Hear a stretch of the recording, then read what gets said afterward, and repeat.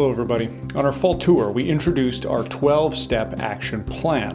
If you weren't there, I'd like to introduce you to it now. Our goal with this plan is that by next year, just 1 year from now, literally hundreds and even thousands of us will have built or continued building a respectful relationship with just one government official. This is exactly what the Bible calls us to do in passages like 1 Peter 2. But not only is building such a relationship about obedience, it's strategic.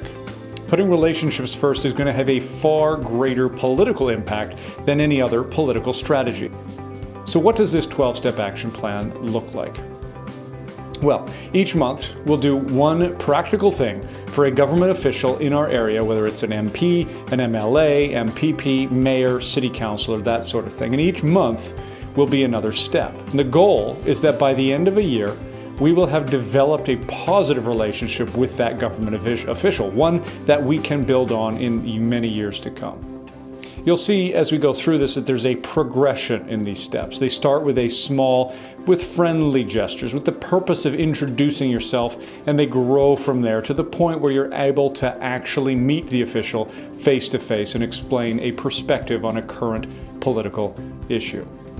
Months 1 through 3 are all about making a positive introduction. We begin in October with step 1. Your job is to decide which one public official you want to build a relationship with.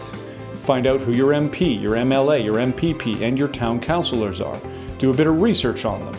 Obviously, the internet is an easy way to start.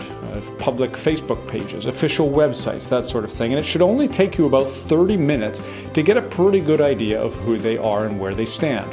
But even more valuable could be what you hear about them via word of mouth. You might discover they're a struggling Christian or someone who's recently divorced. Their spouse might be sick, or perhaps they're an LGBT activist who doesn't interact with Christians and doesn't really know what they're like. Obviously, there's some wisdom in focusing on an official who is less known or who has not had much interaction with Christians. Do all of that in prayer. Step 1, month 1, done. Month 2 will be to introduce yourself. And our experience is that a nice way to introduce yourself is to thank the individual for their service. Since this is just month 2, we're going to keep it simple and do that with an email. You can use ARPA's email service to do this in 5 minutes. Now, this is not the place to bring up any weighty political issue, but rather sincerely thank them for their service. Month 2, email, done. Month 3 takes us to December. And in this month, we're all going to hand write a Christmas card. And the card can build a little bit on your earlier email, but it should still be focused on encouraging and thanking them.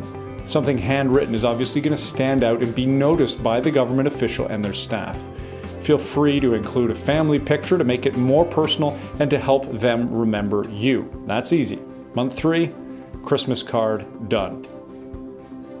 Months 4 to 6, January to March of next year, we're going to transition from an email or card and work towards saying hi in person. Your government official is likely going to be at a public forum of some kind. If they're the MP or the MLA or the MPP, they may be the one organizing that public forum to meet with people from their riding and to discuss a specific issue. But if they're a town councilor or a different official, they may simply be attending some function on behalf of the city, like a groundbreaking ceremony, county fair, that sort of thing. Keep your eyes open on the local news or on their personal Facebook pages, and it shouldn't really be that hard to find an event that you can attend. Obviously, you don't want to follow them around the whole time, but when you're there, make a point of saying hi. Introduce yourself, connect yourself to the email, the Christmas card, and the picture. Ask them how they're doing, and leave it at that. There's no need, again, to bring up your opinion on issues of the day just yet.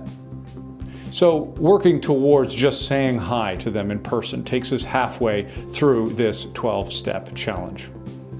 Next up, months 7 through 12, April, right through the summer, we're going to include a few more practical things where we start bringing up some of the issues, gently and carefully building on the relationship that we are forming. And this will include some things like a handwritten letter on an issue, meeting with the official over coffee, or working towards a dessert social, barbecue, that sort of thing with them.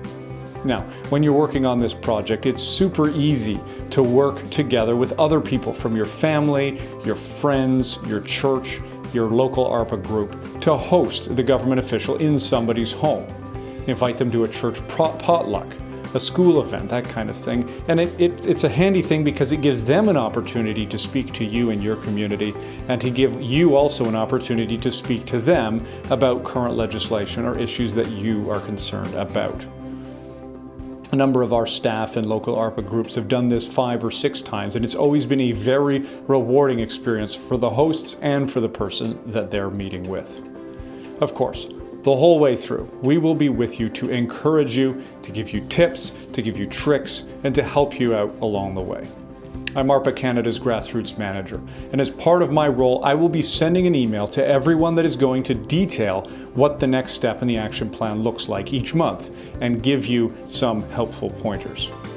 Now, our hope is not that this is just a one-way thing, but that you will also share your stories and your experiences with me and the ARPA team so that we can use those experiences to motivate other people and to learn from your experience. Take a picture of the bouquet of the flowers you give or the barbecue that you're hosting with them and share that with us.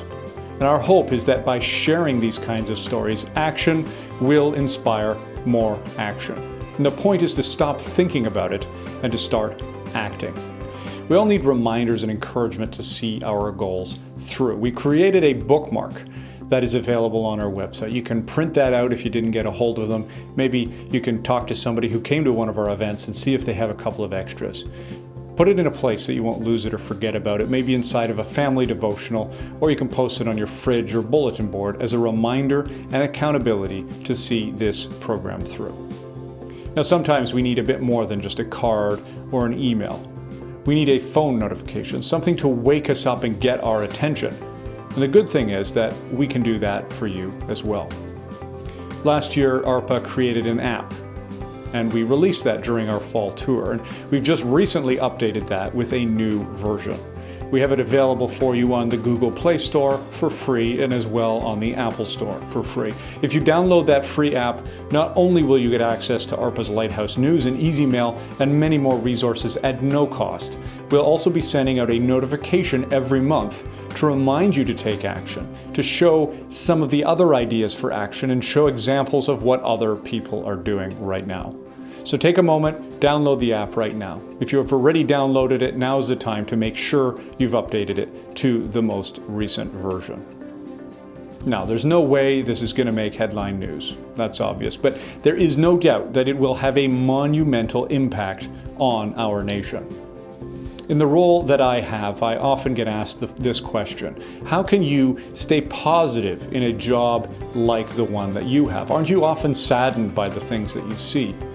And I always tell those individuals that it's just the opposite. Being on the front lines, I feel inspired by the positive changes that I do see taking place and the work that God is doing through people just like you. There's so many groups, so many individuals that don't make it into the news who are having a huge impact through exactly this kind of relationship building, and you can be a part of that too.